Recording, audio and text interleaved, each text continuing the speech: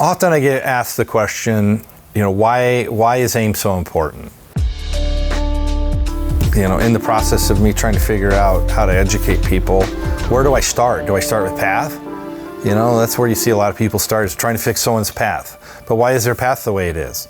Or or if I start with speed, it really boils down to, it starts down that the basic concept of where does that putter aim at impact, and then working my way back. That's the imperatives of golf are, I have a square line of compression with peak velocity impact, and then I have a straight plane line. And so if the basic essential imperative is that I have to compress a golf ball in a straight line, it would make sense that I do that based on where that putter face is at impact. And then I work my way back.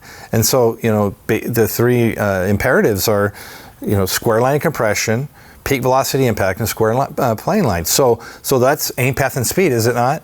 Right? So I'm talking about peak velocity impact, that's speed, right? A straight plane line, that's path. Right? Now, we may not all have that, and we'll talk about why we don't do that. But if I aim a foot left, I'm not going to have the same kind of vector package that someone's going to have that's aiming perfectly square with peak velocity impact and a straight plane line. So that's how I got into aim being so important. And that's why I put so much energy into building a putting fitting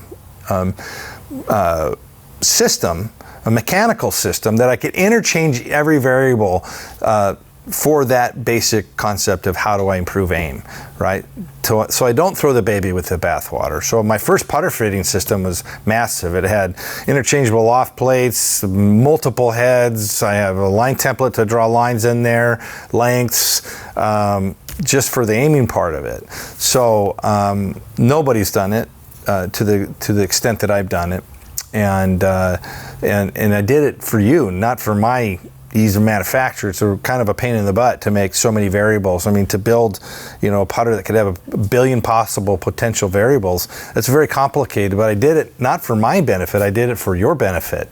And I did it for the benefit of my fitters so that they had the tools that they could accurately use to help change that aim. Yeah, we did a study, David Orr helped me with it, with all the kids at Campbell, and they tested 100 or so of the golfers out there at the school, and then other players, and they came away with 3% of them could aim it in what we would deem the correct loft and its center line over the hole, and 20% of the people could aim it within the confines of the cup, but they had loft issues. So loft is part of the aim process too. It's not like football where I kick it through a goalpost. Anything that goes a mile in the air, if you could prove that it went through the goalpost, would be deemed a field goal, and anything below it. This is more like baseball. There's a strike zone, and anything outside of it is you could still hit the ball, right, but doesn't make it a strike.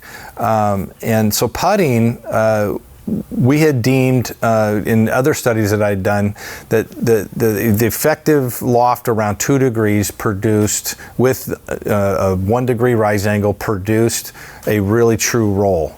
And anything, so that's why in the fitting process, we shoot for a certain height. And I've had tour players that are so off of it, it'd scare you, or people buried into the ground. So loft is a vector, and as well as the face angle. So if you think a loft is, I'm aiming, this is a vector, right? This is a face angle of where I hit this ball, like a pool cue. What's that ball going to do being hit with a vector package going downward, upward, face closed with too much loft, less loft? So what we do empirically as golfers is figure out how to kind of jimmy rig a procedure to try to roll a ball as square to that line as we can. And that's our job, is to actually break that up and say, why are you burying the putter into the ground? Why do you have too much loft? Why do you aim left or right? So that's the job of the fitter is essentially to be cognizant of the tells, kind of like a poker player. Why are you doing what you're doing? Why do you aim a foot left? Why are you burying it into the ground? Why are you doing what you're doing? And then what are the subsequent resultant changes that you have to make to try to make a putt, right? Why are you all jumbled up? Why are you jammed up? Aim is everything. You fix the aim and everything starts to fall into place.